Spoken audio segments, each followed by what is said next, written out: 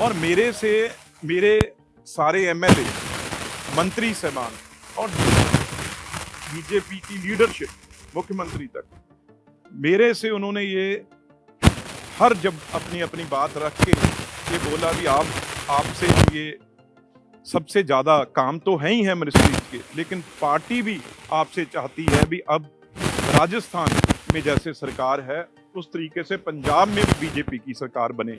19% vote हमें पिछली लोकसभा में मिला, तकरीबन 25 लाख वोट है जो पड़ा है हमें।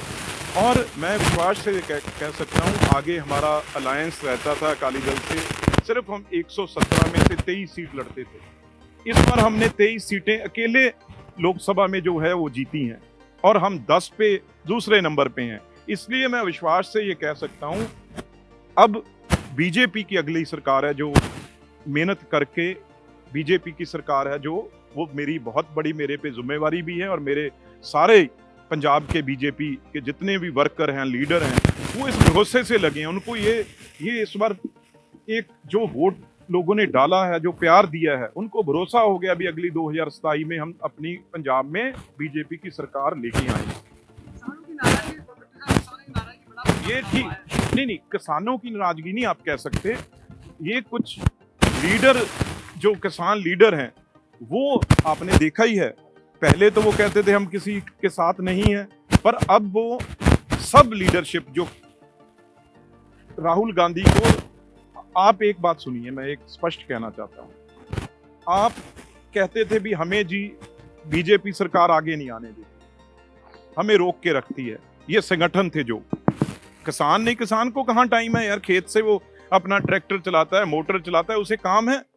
और ये अब जब उसी पार्लियामेंट में, देश की पार्लियामेंट में जहां बीजेपी की गवर्नमेंट है और प्राइम मिनिस्टर बैठते हैं और सेशन चल रहा था, वही किसान लीडर दिल्ली आए भी, दिल्ली आके वो पार्लियामेंट के अंदर एंटर भी हुए, पार्लियामेंट के एंटर होके राहुल गांधी के दफ्तर में भी बैठे, किसी ने रोका उनको?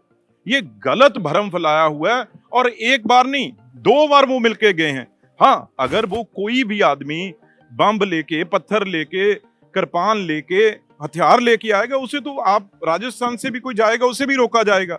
लेकिन अगर वो किसी से मिलना चाहते हैं, दिल्ली जाना चाहते हैं, कोई नहीं, किसी ने रोका उनको, तो सारी लीडरशिप मिलके आई है। लेकिन एक बात मैं कह दूं, चाहे कोई भी स्टेट हो, वो उसका किसान कम रेट ले लेगा, कठिनाई सह लेगा, लेकिन बीजेपी सरकार ने जो एमएसपी है, हर फसल पे एमएसपी है, वो पंजाब और हरियाणा में है।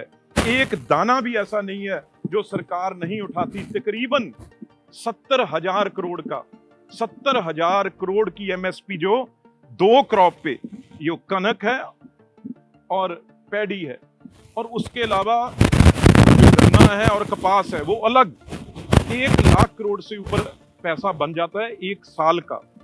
तो ये चीज किसान लीडर हैं जो वो बिल्कुल गुमराह कर रहे हैं। आज पंजाब में ये हालात हैं सरकार के।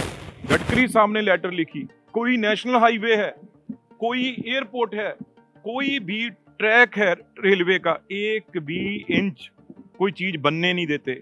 ब्लैकमेल कर रहे हैं सबको। जो किसान है वो जमीन देने को तैयार है, लेकिन जो चंद ये लीडर हैं ये रोक के, अब भाई नेशनल जो प्रोजेक्ट बनने हैं उससे पंजाब का फायदा ही होगा, और वो प्रोजेक्ट भी उन्होंने रोके हुए हैं। इसलिए आज पंजाब का किसान जान चुका है। आप और देखना, ये हरियाणा के रिजल्ट भी आ जाएंगे।